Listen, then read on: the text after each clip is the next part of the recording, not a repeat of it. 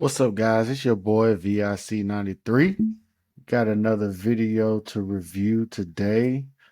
First things first, the topic is, can Patrick Mahomes still catch Tom Brady in the GOAT-bate? We're gonna take a look at this clip. I'll pause it a few times in between just to give you my thoughts and opinions on the matter. Definitely, y'all guys like, subscribe, heart if you're messing with your boy. I do appreciate the love. All right, without further ado, let's jump into it. See what they're talking about today. Coach Mangini joins us for this wonderful conversation as we deal with the Super Bowl fallout. Mahomes lost the game, his quest for a three-peat, but not the GOAT case, according to Mike Florio, who writes that losing on Sunday night isn't disqualifying. It only delays the final verdict. Do you believe that Patrick can catch Tom Brady? The key word there is can, and the answer is obviously yes. If the question was will, then it's at this moment, I would have him as a slight favorite to do it. I think the betting public, the actual betting odds would be that he'd be a decent underdog to do it. You know what I mean? But the idea that someone who had just finished the most productive and successful first 7 years as a starter in the history of the sport is disqualified from any conversation. If when he first took over for the Chiefs, they said, hey, you are going to, whatever the best opening 7 years are, you're going to have that from previous players, that would have been worse than what he just did. You understand what I mean? They were like, hey, who had the best opening 7 years? Was it Tom? Was it whomever? That's going to be your opening seven. That would be a step backwards from where he actually is. And so it now was the Super Bowl a massive step backwards from where he would have been with a win? Yes. And is that will he ever have another opportunity to have as big of a step forward from a single game again? Probably not, unless he's in the Super Bowl for a chance for an undefeated season. So let's talk about that real quick. So, if you guys follow First Things First, Mr. Nick Wright, he is a Kansas City fan. He usually roots for Kansas City most of the time. And he's been rocking with him for as long as I can remember, though. So can't call him a bandwagon or nothing like that. But in regards to his take, I do think he is right. In regards to Pat Mahomes, you would consider him the favorite if there was a favorite to surpass Tom Brady's legacy. But I think they definitely are. I think he's definitely underestimating how big of a gap this Super Bowl plays in his legacy. Because, I mean, if you're a football fan, you know how hard it is to get to the Super Bowl. So, for the fact that, you know, they were in line to three-peat, no other team has ever done that before. Yes, that does look great on him. Yes, he did have uh, probably the best start to a career that any starting quarterback has ever had, for sure. But as far as like finishing up his legacy and stuff like that, it's all a toss up now. I mean, he didn't seal the deal for the three-peat. If he would have sealed the deal for the three-peat, all bets are off. You know, he might not have even needed 7 Super Bowls to surpass Tom Brady with that type of feat behind it. I mean, he still was going to have to win more, but you would have been like, oh, well, he three-peated, so that's one thing Brady never done. So now you can't really say he's done anything Brady hasn't ever done. And also, I think we overlook the old time greats as well, like Joe Montana. He's 4 for 4 in Super Bowls, never lost. Like I still think people take that for granted, especially back in the day, how hard the game was back then. Like the game is made for quarterbacks in today's game. Not saying that it's easy, but they had it way harder back in the 80s, in the 90s when it was run first and there wasn't any targeting, there wasn't any unnecessary roughness penalties being called like it is today. There wasn't concussion protocols like there is today. The game is just completely different. So for the fact that you got a guy who was out there taking a beating and still winning, that speaks volumes for Joe Montana. Can't leave him out that conversation. But let's continue. That, you know what I mean? That, or I Or guess in the Super somehow Bowl for a another chance for three-peat. another three-peat. Those are the only ways I could see it. But can he do it? I think it would be unfair or ridiculous to say no, he can't do it. Yeah, he absolutely can do it, and right now he's 3-2 in Super Bowls, right? So Tom was what, 7-3 overall, And 3-2 at one point. yeah, so 3-2 to start. 3-2 to start. So he's got that similar trajectory, although he's gotten to the five quicker, right? Right. Yes. Yep. So he's got that going for him too. So let's assume they end up with the same amount of Super Bowl wins, same amount of Super Bowl losses. Then it's just a debate of, do you want to look back and see how they did head to head when they had the opportunity to play against each other? That would You be a could- huge favor for Yeah, Tom. you can always make that argument very strongly for Tom.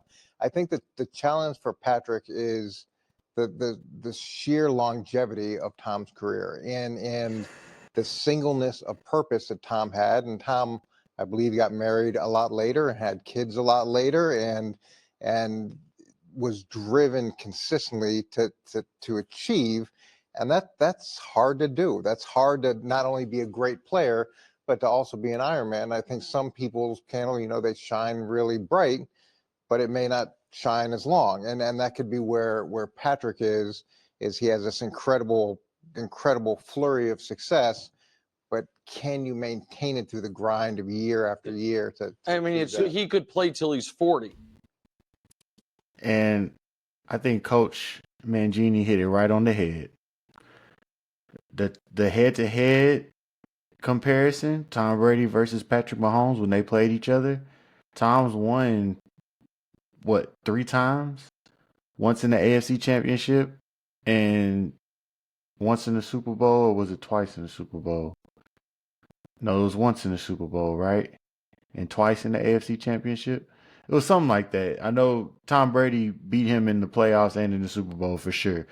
Pat Mahomes has not beaten Tom Brady in the postseason. So, I mean, that's a given right there.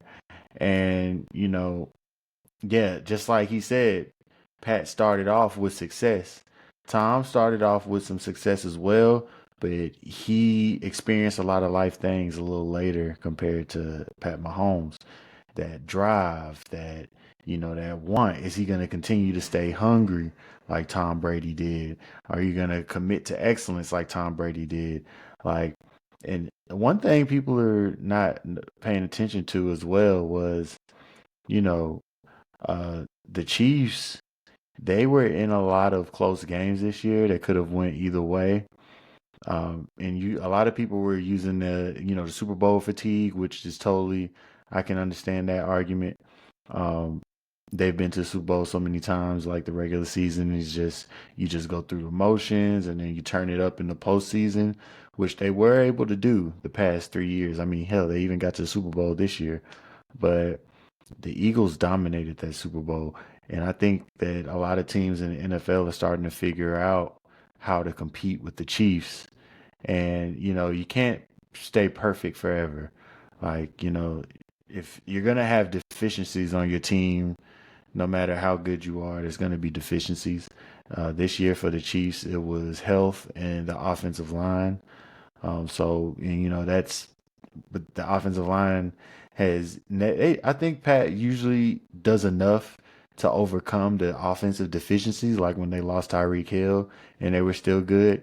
But you can't expect him to do that every time. He can't be Superman every single time, especially when you're playing against good teams like Philadelphia and stuff like that. So, yeah, he has a chance, like Coach was alluding to, but at the same time, it's very hard, and you got to be 100% dedicated. I mean, Tom Brady lost his wife dedicating to himself to the game. So I mean, it's next level to overcome that. But let's see what the other arguments are. and still play 5 years less than Right. Brady, which Right. is your I mean, which is Yeah, it's not. which is incredible. remarkable. To your point, though, I think what he does have going, and Brady, I can't remember who it was. Somebody on our network said Brady at one point when he was playing said I'm going for Jordan. Remember, because Jordan had the 6 rings. It was Like- the text messages to his dad about Peyton Manning. So That's when he said "Forget that. It was I'm chasing Jordan. Yeah, Right. it was that Peyton's going to retire. I'm going to keep going. I'm chasing Jordan. And like that was the only reason. I didn't mean to cut you off. No. But the reason that's noteworthy is he didn't Nick say that always cuts publicly. people off. It's kind of unfair that we even know that. That was because Right. remember he had to give his phone over and it got leaked. That was a private message to his dad showing you what his mentality was. But go Yeah, ahead. and that's what that's what kept him striving. Mahomes clearly has Brady out in front of him. I'm chasing And Brady didn't have somebody like that other than I guess Jordan. I used to think though, and I do think it's a massive step back. He certainly can. It's not over by any stretch. But we talked about it before the game.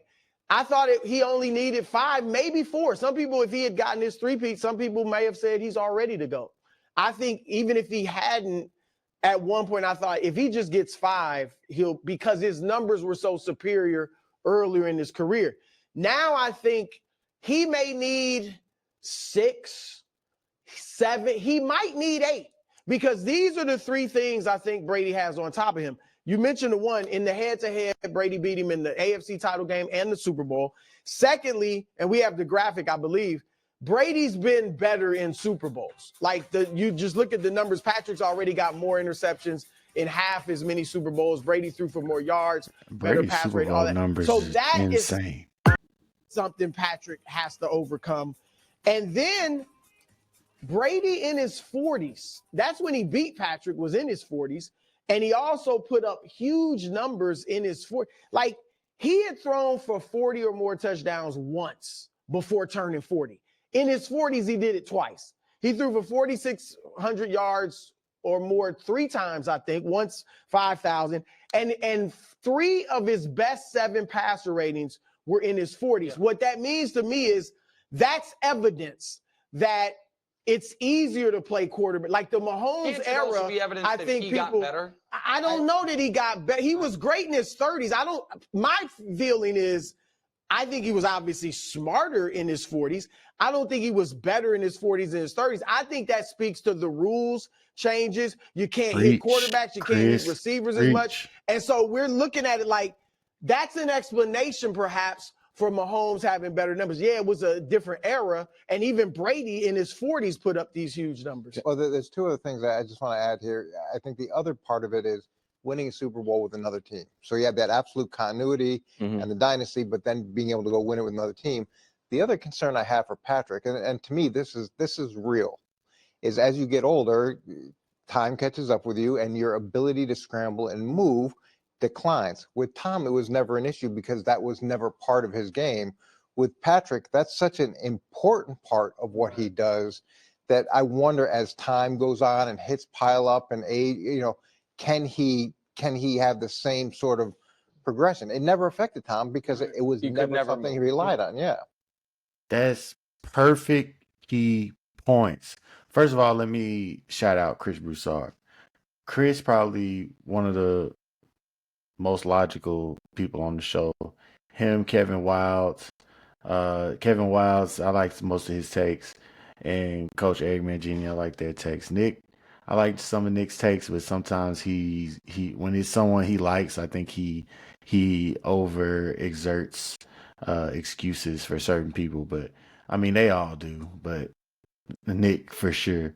But what Chris just said was on the money, man. Like Pat versus Tom Brady, like Tom was in 3 eras. Tom played in 3 eras, right? The early 2000s era, then the peak, Tom Brady, Peyton Manning, Drew Brees era, Ben Roethlisberger era, and then post that, the 2020 era where you got Pat Mahomes and you got guys like Deshaun Watson before the allegations and Lamar Jackson, those guys, Joe Burrow, all those guys. Josh Allen. So we're in a new era of football right now where, like I was referring to earlier, more roughing the passer, more unnecessary roughness penalties being called, way less violent, way more passer friendly. Receivers are protected, quarterbacks are protected, DBs and linebackers are just, out there playing flag football for all they can do.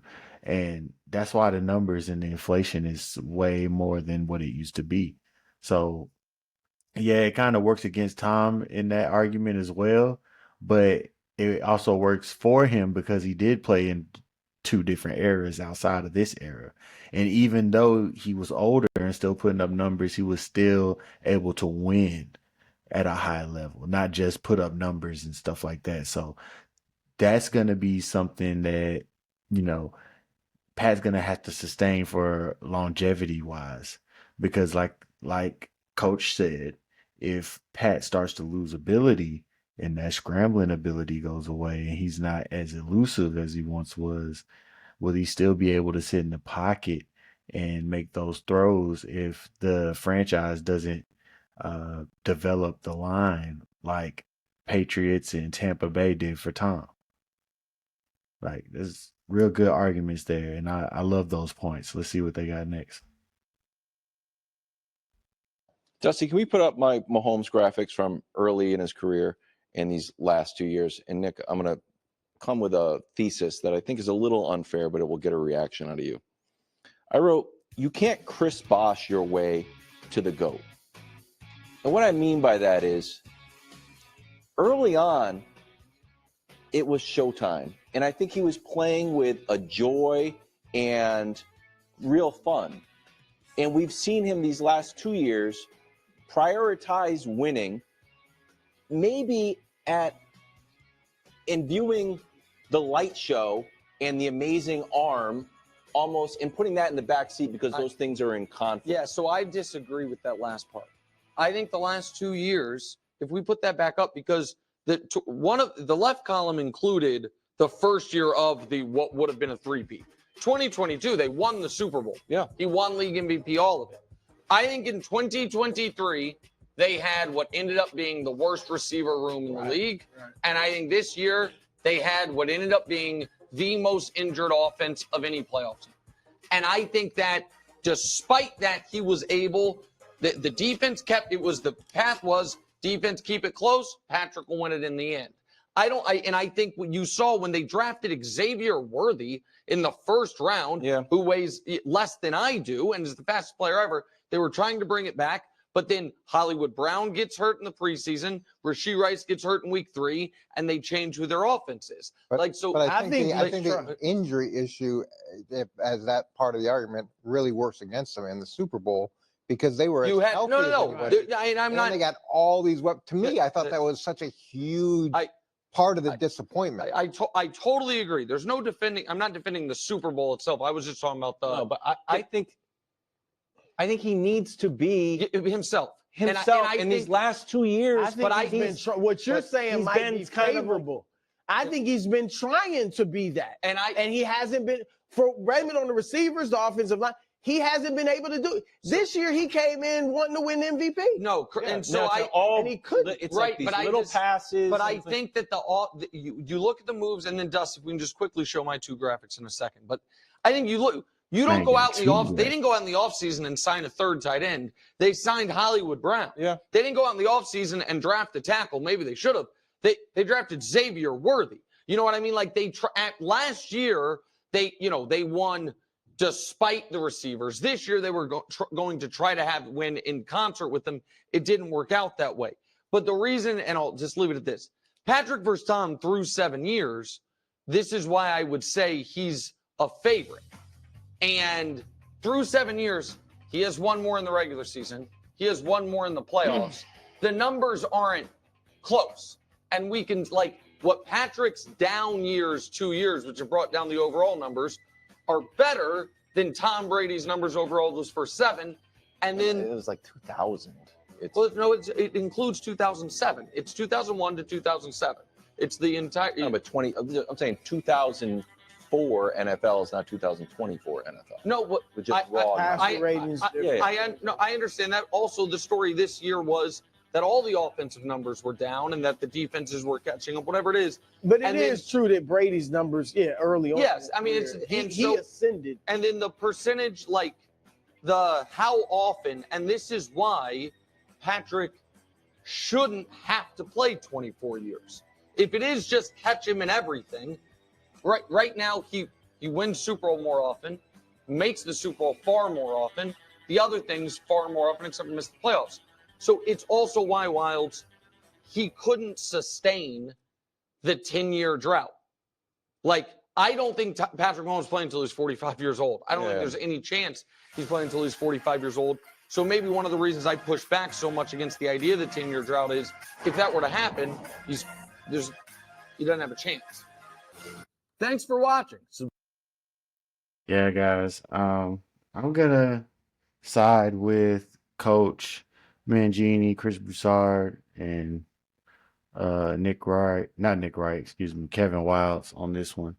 I just think that Pat has a lot to overcome. He's close. He is the closest, and he should have he should be the favorite to do it. But as far as will he actually do it, I'm not 100% sure. And I'm not trying to come off as a hater. Like, Pat Mahomes is very entertaining.